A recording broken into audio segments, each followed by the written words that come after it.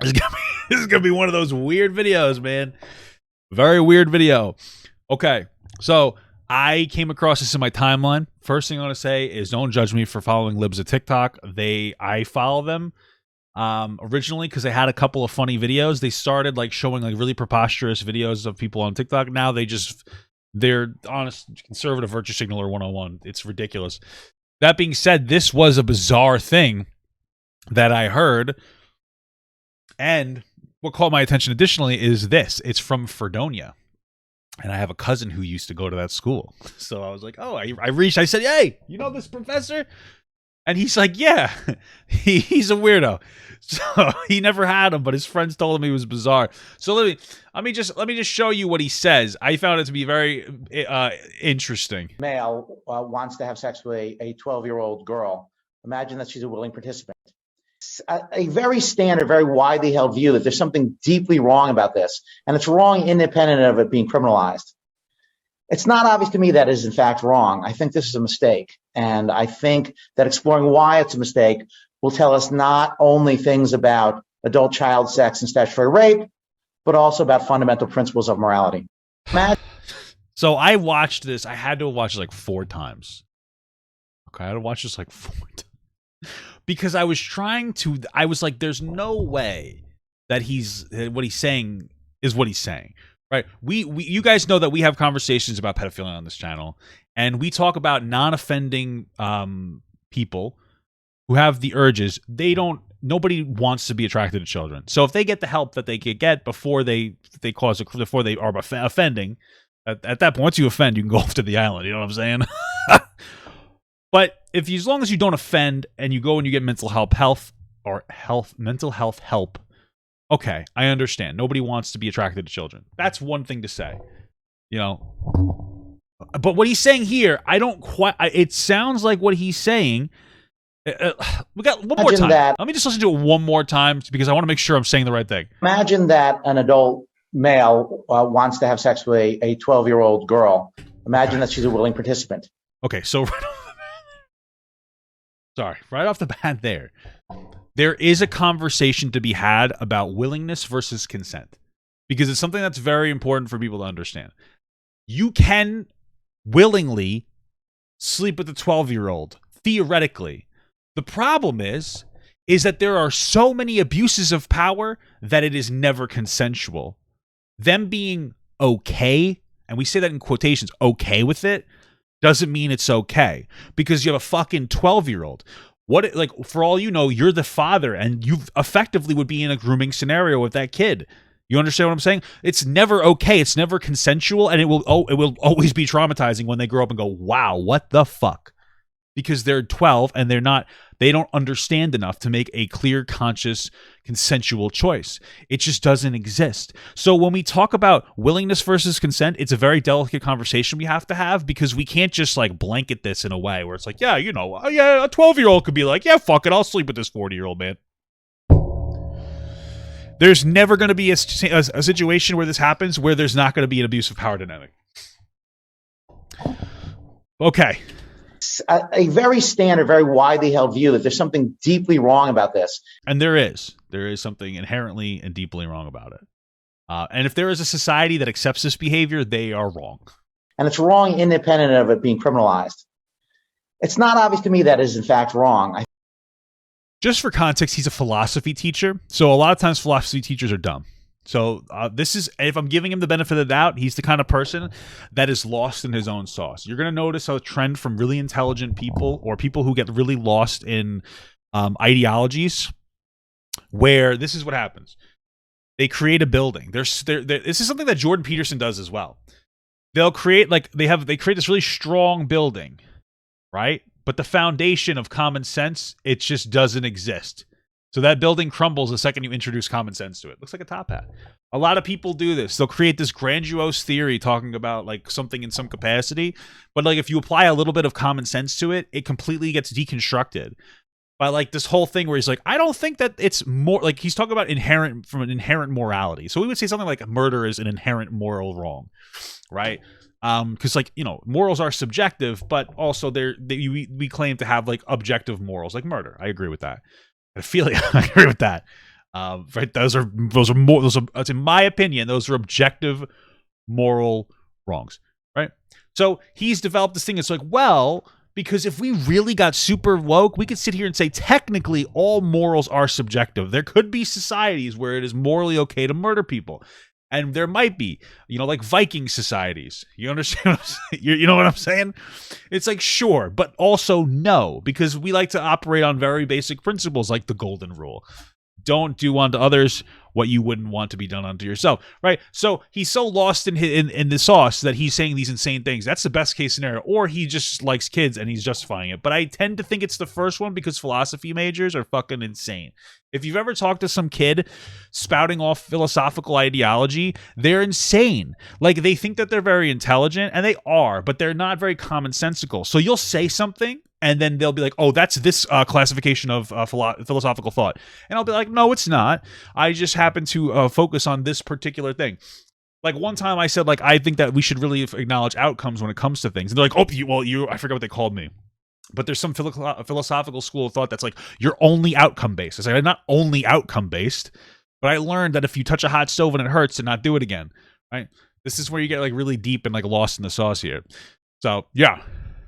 I think this is a mistake. And I think that exploring why it's a mistake will tell us not only things about adult child sex and statutory rape, but also about fundamental principles of morality. Now, I tried to find a full video, but I simply cannot find it. So we only have these clips to work with, unfortunately. So, that sucks. But this one, let me tell you, I watched a couple of these in the car. These are interesting. Well, there's a couple of things to say here. One is, even if you are looking for a threshold, let's say there's a threshold. Okay. I'm making this number up, but let's say it's at age 8. I would set my threshold to 18, maybe 20, honestly. 21?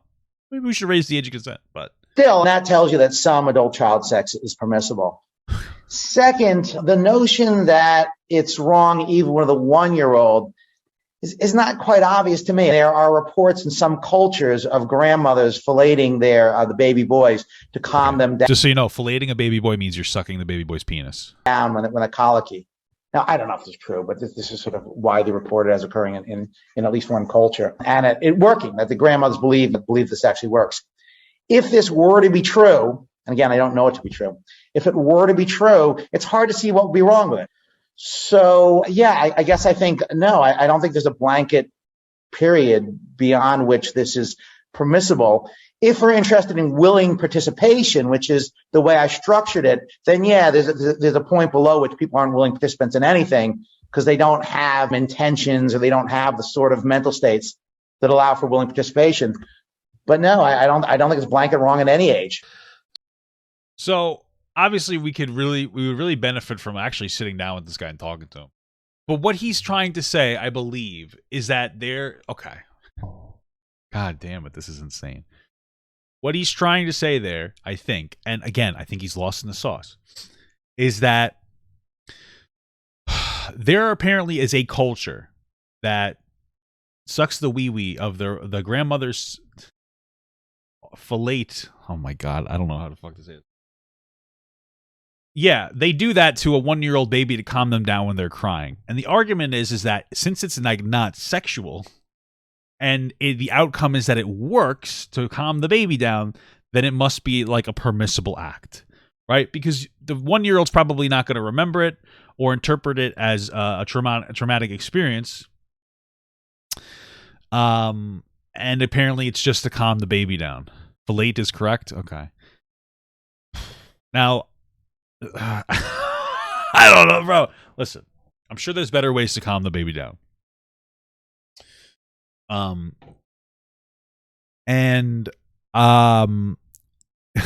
Bro, it's just not a good idea. I don't know. I mean, I don't know what to say because I listen. It's like the whole thing. It's like, oh, well, is it okay to sexually assault like a dead body because it can't react? Or if someone's like passed out, is it okay to fuck them because they're not going to remember it? And I feel like we're just going down a slippery slope. But it's like, okay, like if we're going to allow the acceptability of sucking a male penis or something a penis of a 1-year-old, to me, that's just going to normalize sexual acts with minors. I don't think it's a good thing. It's like, oh, should we put whiskey on a kid's fucking mouth to get him, drunk to make him fall asleep? It's not going to kill him, but it's like, okay. You know what I mean? I just feel like, no.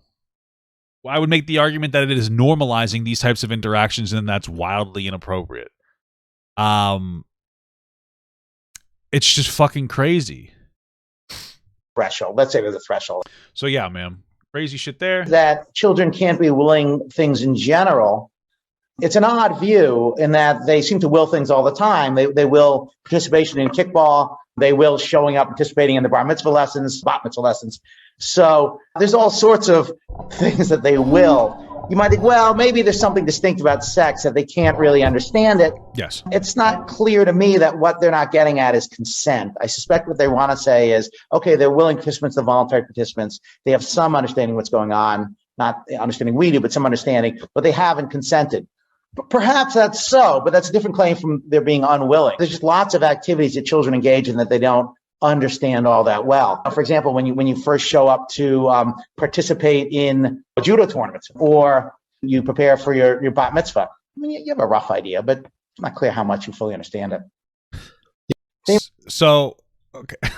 This is where I know that he's lost. He's just lost in the fucking sauce, dude.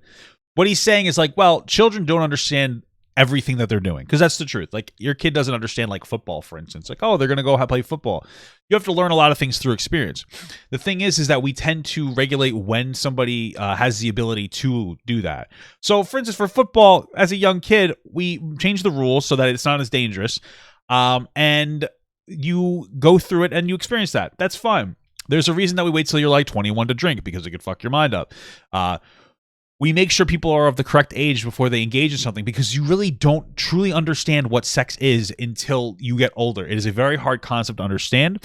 And a 12-year-old engaging in sex, especially with an adult, there's no reason that a 25 or let's say a 30-year-old man would be interested in having sex with a 12-year-old at all. And it's not just the engagement of sex with each other, right? So if we said, sorry, one of the problems is what he's saying is yeah, you have two kids playing jujitsu together.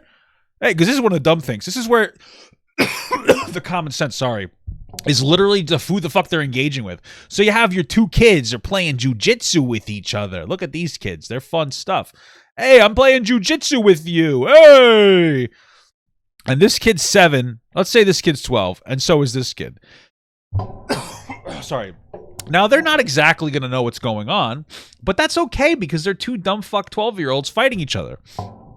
Now, imagine this 12-year-old instead, he's sad because he's fighting a fucking grown man, okay? He's fighting a grown-ass man. Now, all of a sudden, this kid's going to get fucking rocked, because this 30-year-old man is a 30-year-old developed man with different understandings and intentions behind what he's doing.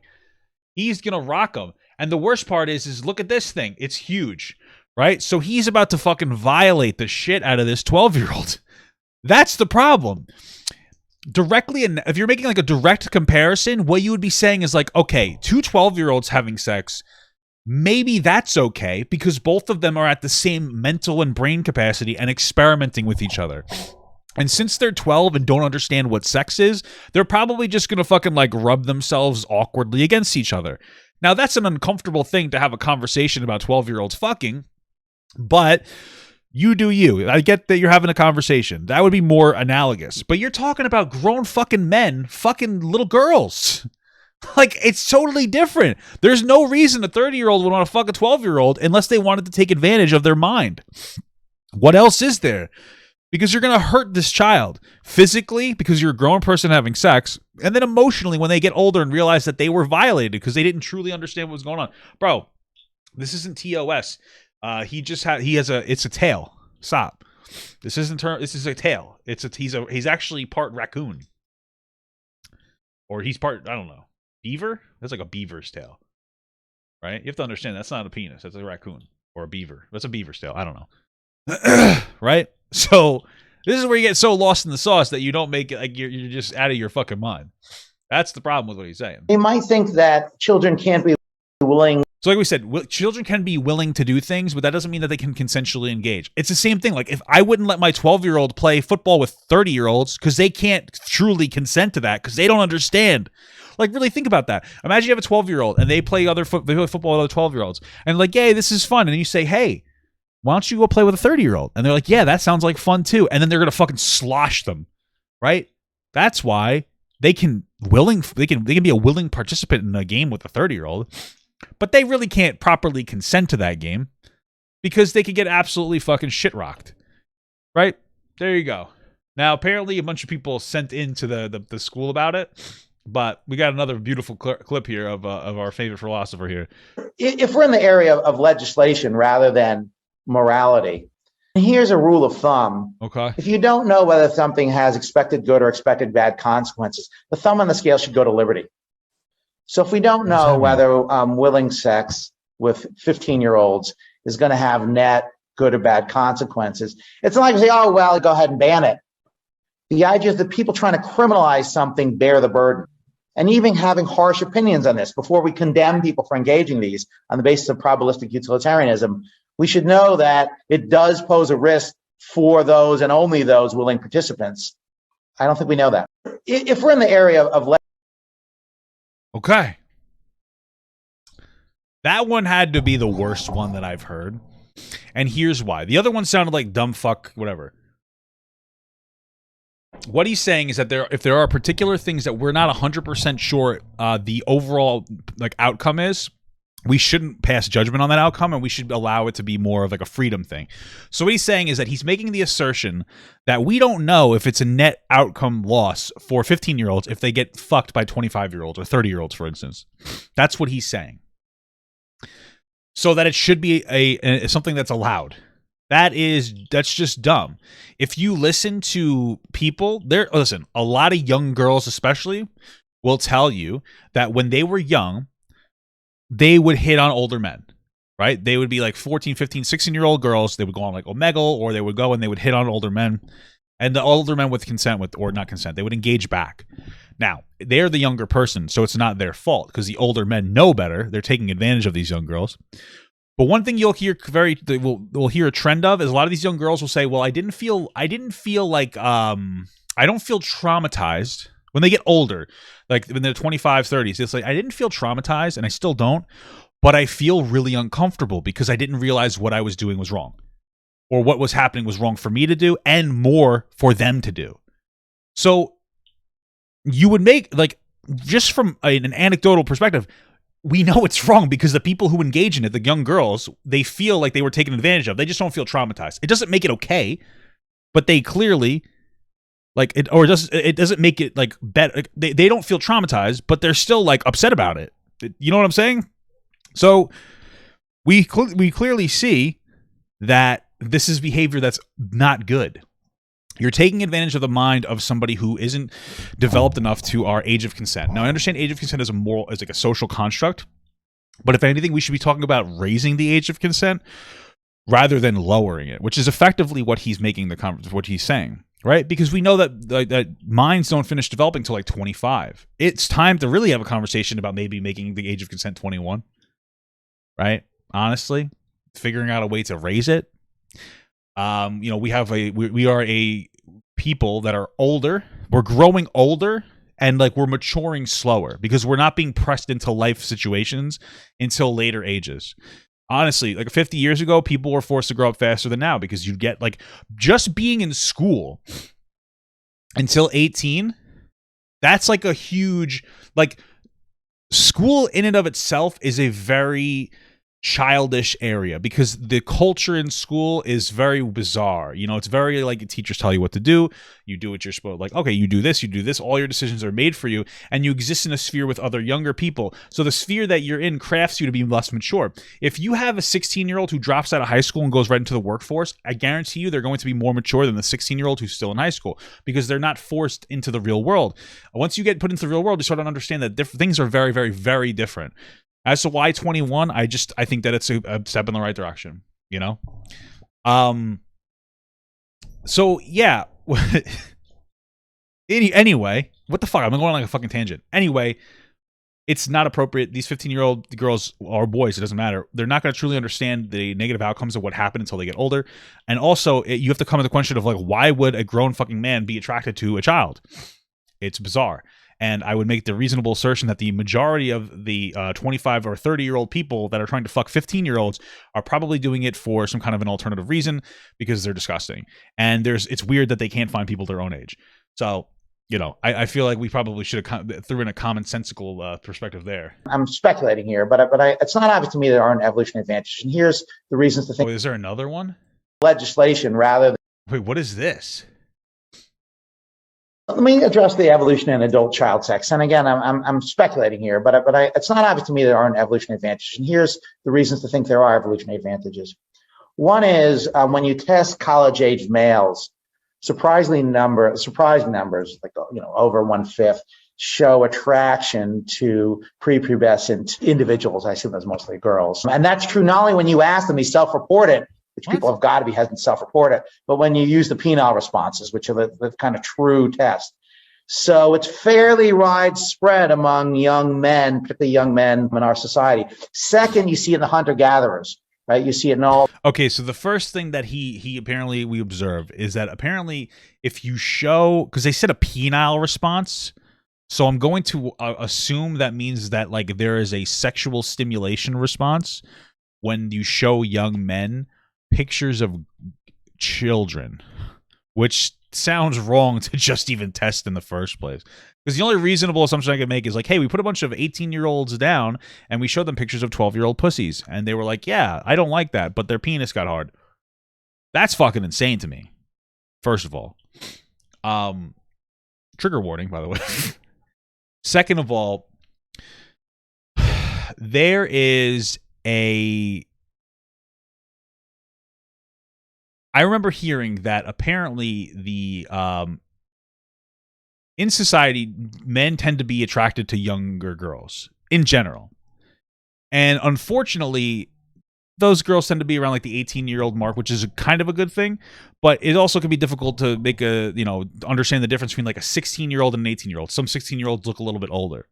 And so this is something that a lot of people won't say or will accept. But the biggest problem isn't necessarily an attraction to the physical body. It is the continued outward comfortability and attraction once you learn that they're under the age of consent. Because it's not just about the way they look, it's about the way that they can act and they can interpret things and understand and consent. So I don't necessarily care that a 20-year-old may find a 12-year-old sexually attractive. If they only found them sexually attractive, they should obviously go to therapy or die. I don't know. It depends on if they harmed a child yet. But like if you say, well, they're 12 and they go, oh, never mind. That's what I care more about, right? It has to do with if you've ever seen this TLC star. She looks like fucking 8 or 12 years old. The TLC girl that looks 12? This girl, okay? Right? This girl here. Here's my point that I'm trying to make. Let's say that you find her physically attractive, which I don't. But let's say you did. Let's say that you found this attractive, okay? The fact that she has a grown adult mind, if you're weighing that decision, means that, like, yes, it's okay to have sex with this person because they're a consenting adult. They look like a kid, but what matters more is the mind of the person. The brain of an individual matters more because the brain is what's going to cause every response and weigh every decision. So, like, I think it's gross that a 20-year-old or an 18-year-old would be attracted to a 12-year-old, and it's wrong. But the bigger issue is if they act upon it, right? Just because apparently 1/5 of young men are attracted to way too young girls physically doesn't mean that they are like, oh, well, I'm gonna go fuck them, right? So it doesn't explain anything away. It doesn't matter. What about the outcome? Like if you're, it is still sus if you're physically attracted. I agree with that, but the point that I'm trying to make is that this is like the mental aspect. Like once you weigh the factor of like this part, like there's a higher chance of a baby killing a young girl if a baby is born than an older person. Like their bodies physically aren't built to have children yet. You know what I'm saying? Once you weigh these responses, it becomes a different story. So this is what you care about more than anything else. So the physical reaction of the person doesn't matter to me. It is like, do they understand that if they actually engage with them that they could hurt this person? Because they would be like, yeah, they understand that. That's why they would never actually sleep with it. with it with a 12-year-old, right? That's why you don't have 1/5 of college kids fucking 12-year-olds, because like it's wrong. We need to socialize people away from bad behaviors. That's what we need to do, right? So it's just like fucking insane. But okay, all sorts of cultures. All right, hunter-gatherer. So it's fairly widespread among young men, particularly young men in our society. Second, you see it in the hunter-gatherers, right? Right, people who live till 30. You see it in all sorts of cultures that are quite different than our own, in places like New Guinea and things like that, Melanesia. And third, you see it historically. Okay, well, I mean, that's a weird thing. Like, we have one of the most advanced societies. Why would we regress down to a society that may not be as advanced? Right? It was true in adult child sex, true in ancient Japan, ancient China, ancient India, Egypt, even Great Britain. So the argument here is that because these things have happened historically, they might still be okay. But then by that logic, slavery is a fucking super poggers thing to do. Like, what are you talking about? These are very easy to counter. And you see in our closest cousins, the bonobos. Right? Bonobos are the closest to us genetically. What is a bonobo? Was that a fucking banana? Is that like a monkey? Bonobos? What the fuck is that? How old are they? This? We're gonna take advice from these things? This is what the fuck you're talking about?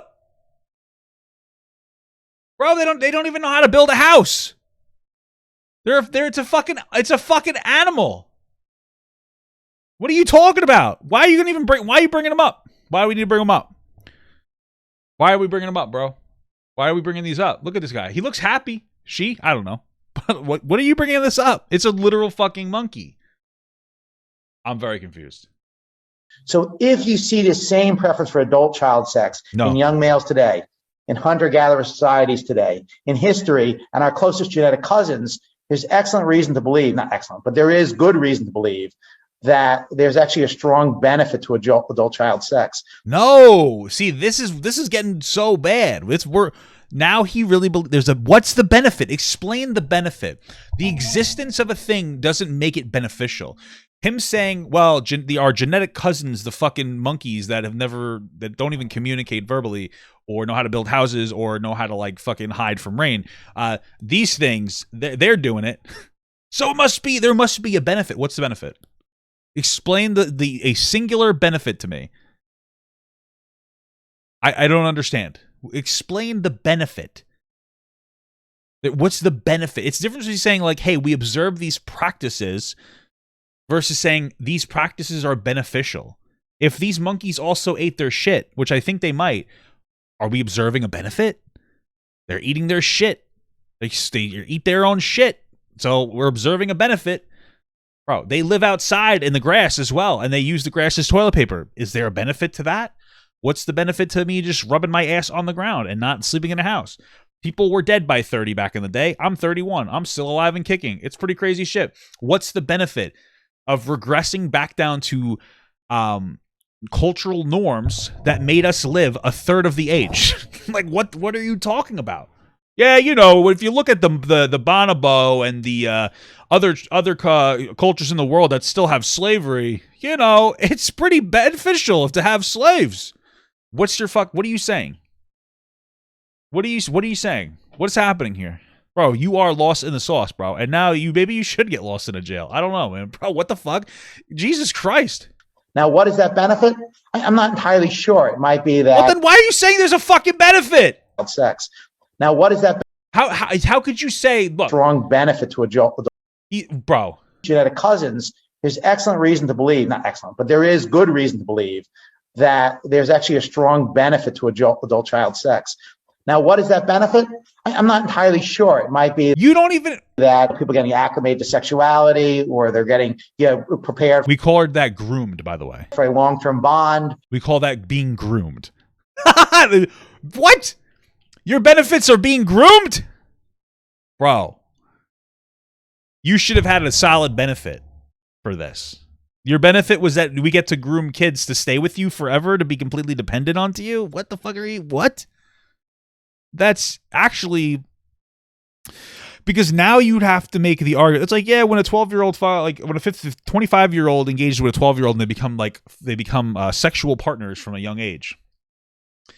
Now they're bound for life because she goes through her developmental cycle being with this guy. Okay. All we have to do is look, grooming is bad. We know that. It's actually pretty well known that grooming somebody is bad. So we know that that's not a benefit. We know that that's not a benefit. Have you ever dated someone in your life? Bro, I feel like you're self-reporting at this point. I feel like you've self-reported that you... Bro, what the fuck? Or it might be something else. It might be that you're bonding families together. I don't know exactly what the explanation is. Bro, let me just tell you something. I've never seen my family fuck each other, so there's no reason to bond us through sex, okay? But I would claim that in evolutionary terms, as best we can determine, it's more likely than not there's a strong evolutionary case for adult child sex.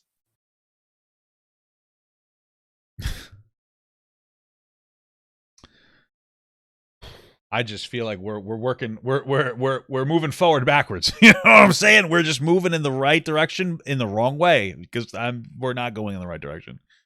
Okay. Still the adult child sex. That's always a big sell. Oh yeah. Well, that I had good friends who said, "Are you crazy? Do not write that book." Man, listen. Yeah, those are good friends, brother. Maybe you should have listened to them. Now it sounds like from this framing that this guy likes to be provocative. You're talking to a guy who for 25 years has been making arguments more or less in defense of adult child sex in class.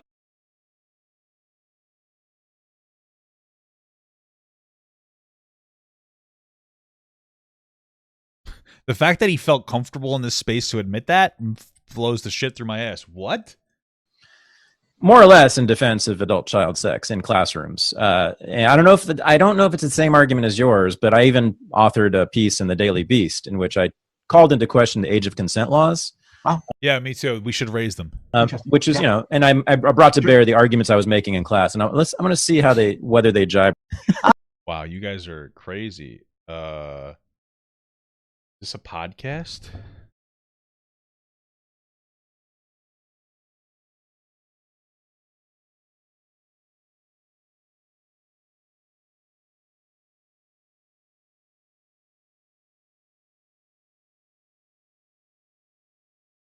This is a podcast.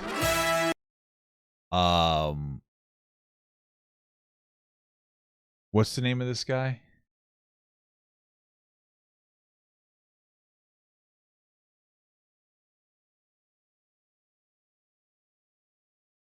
To have sex with Stephen Hirsch. Whatever. I can't spell.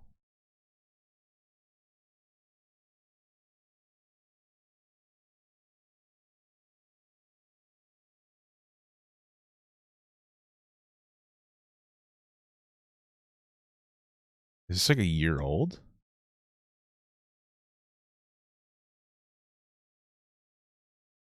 Stephen Kirschner. They're all like a year old.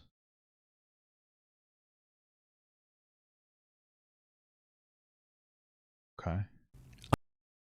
I have talked to This is a 2-hour-long podcast. many, many gay men who have described those experiences as fantastic and wonderful. Wait, what? Other person was in their 20s. Illegal relationships when they were 15, 16, and the other person was in their 20s. And especially, by the way, gay men. Gay men, it's super common for the first sexual experience to be with a man. And I have talked to many, many gay men who have described those experiences as fantastic and wonderful. Well, I imagine that the older gay man would find the experience of fucking a younger gay man great, because any old person that's like some kind of a predator would be bad. I'm not saying gay men are predators, but like if you're saying a gay man had a positive experience with like a gay boy, like that gay man is obviously a fucking predator. I skipped to a random point, and that's what they're talking about. What the fuck? Watch, and yet there seems to be no defense of this whatsoever. So I first got in through virtue. Is this a case where someone is doing something vicious? That is, they're not well designed. There's also another interesting phenomenon here, and that is like a kind of like the psychology almost of Sex. That's always a big So Oh yeah. of like doubling down on a decision that you cannot revoke. So let's say we take out paint because we're Professor Paint Boy here. Okay, let's say there's two groups. There's Group A, and then you have Group B. I got to get better at drawing on these things. And in these two groups, there's two different things. Group A, there's two paintings. And, it can be longer, right? And you have to choose between group one or the other. You get one or the other. Right? And in group 2, you get to choose between the same paintings. There's a difference, though, is that you choose between one of these paintings, but after a week, you get to make another choice between those paintings, right? Now guess which group was more satisfied with their choice of painting, right? You would assume it's B, because they got to change their mind. But it's A. A is more satisfied with their decision than Group B. They are actually more satisfied because they had to make an all or nothing decision. They had to make a decision, and then after a decision is made, they have to double down on that decision. Right? They have to double down on that decision. They have to say, like, okay, this is what I like, and there's no going back. That's a common phenomenon within people. So this is also like very similar with trauma responses. If you talk to people like sexual assault survivors, a lot of them, or it's almost crazy how a lot of them are almost the biggest defenders, or some of them, of the person that assaulted them. Because they're like, well, did I actually ask for it? Or did I, especially when it comes to like something like date rape, it's actually really fucked up. They're like, well, was it that bad? Did this happen? Did this happen? Their brain is trying to rationalize why their response was like, okay, because like they hadn't have like another choice. Right? This is something that I would imagine would happen with a young person who interacted with an old person. Now, we just talked before, if a 15-year-old and a 20-year-old slept together, like we were saying, I don't think that 15-year-old would develop a trauma. But then they get older, they'll realize why that was really inappropriate, right? So maybe they won't develop this vicious trauma from it, but they still grow older and go, that was inappropriate. Like when I was 15, I should have been fucking around. Or ask them, when you're 30, do you think it would be okay to fuck a 15? They'd be like, no, because it's inappropriate, because of the power dynamic there. There's a massive age dynamic there. Like they're not old enough to truly understand what's actually happening. It's a really bizarre thing to defend. Paradigm case. There's actually some meta studies which seem to suggest that in some cases, at least with regard to adult males and underage males, that it's not harmful, or if it is harmful, we can't decide whether the harm is due to the sex itself or the fact that society goes berserk over it. But here's the problem with that. What does this study say? Does the study say that a 15 and 20-year-old can't find the harm in it? Because I could see why that study might say that. It's still gross and uncomfortable and shouldn't happen, but it's not as direct as like a 30-year-old and a 12-year-old. He's making arguments that he doesn't think that there's any negative, or there's even a possible biological positive from it, of you fucking 12-year-olds. You're not even being directly like analogous. You're looking at studies that say like, yeah, 15-year-olds that sleep with 20-year-olds, we don't find a horrible trauma response from it, so it must be okay. And then you're applying that logic to 12-year-olds and like 30-year-olds. Like it's insane. It's insane. Like it seems like he has a particular choice, and that is that like, hey, I think it's okay to fuck kids, and then he's looking for information that will double down on that confirmation bias. And so one of the articles I was reading said, look, this is wrong. We don't need to know whether it's harmful. The empirical question of whether or not there's any long-term harm we could track on this is really beside the point. And I was kind of struck with the question. I thought, well, it's not obvious to me why that is. Right? I mean, the standard kind of other argument is that it's a right infringement, and I wasn't sort of convinced by that argument. And also when it comes to hebephilia rather than sort of adult child sex, so sex with like young teens, it's not clear to me. I mean, look, there's at least some reason to believe that that individuals are, designed by evolution to begin reproduction at that period. So if they're this motherfucker. Okay, so we have to what do you, bro? Come on. Designed by evolution to begin reproduction, it's not clear why it would be physically either harmful. What he's saying is that once your body is at a point where it can begin physically reproducing, I imagine once puberty starts, what is your argument? That it's okay to sleep with them from a biological perspective. Bro, come on. Really? Mm-hmm. Or emotionally harmful. And so there was kind of like 3 different explanations, none of which convinced me. Right. It's crazy because what are the implications of this? The implications is like, okay, most of the time a 12-year-old is not going to willingly have sex with like a 30-year-old. They'll know that it's wrong in some capacity. So you're not going to see this willingness happen. However, let's say we allowed 12-year-olds to start sleeping with 20-year-olds, or rather 20-year-olds sleeping with 12-year-olds. All of a sudden, you're going to start seeing an increase in grooming scenarios to prep that child to think that this activity is an appropriate activity. Like, you're going to see that. It's crazy. The outcomes of what he's talking about is going to be more children being taken advantage of. Because if it's appropriate for a 20-year-old to sleep with a 12-year-old, what's stopping your 20-year-old babysitter from grooming you at a young age to want to have sex with them in a consensual manner? And this is why it's so wrong. Because in like every scenario, there's no fucking singular, absolute fucking reason that a 20-year-old should even be talking to a 12-year-old. Outside of certain factors. Maybe they're a teacher. Oh, wait, that's a power dynamic. Maybe they're the babysitter. Maybe they're a fucking, we don't, like, you understand what I'm saying. But teachers have power dynamics over 12-year-olds. Babysitters, power dynamic over 12-year-olds. Your camp counselor has a power dynamic over a 12-year-old because they are an authoritative figure to this person. Because the only time you're going to have like a 20-year-old, or maybe they're a 20-year-old cousin, the only time a 12 and a 20-year-old will interact in a natural setting is going to be when that 20-year-old is in a situation where they have the power over that 12-year-old, which introduces a grooming scenario where they could be like, I'm 20, and guess what? It's not hard to manipulate children, so I'm going to manipulate this kid into wanting to have sex with me, and then it will be consensual. Children's minds are too malleable to be able to properly consent to adults, especially adults who have like a tremendous power over them. This is something that we should understand. This is something that we should really understand, bro. That like this is just never appropriate. And I fucking incredible shit. And then last, exploitation. Again, I don't think exploitation is wrongful. I'm not exactly sure even what. What? Wait, what? And then last, exploitation. Again, I don't think exploitation is wrongful. I'm not exactly sure even what makes something exploitative. Exactly. Okay, so I was just explaining to you that like those situations are inherently exploitative. Inherently. That's what I just explained to you guys. And he's like, it's almost like he's listening to me. Yeah, but you know what? Exploitation, why is that bad?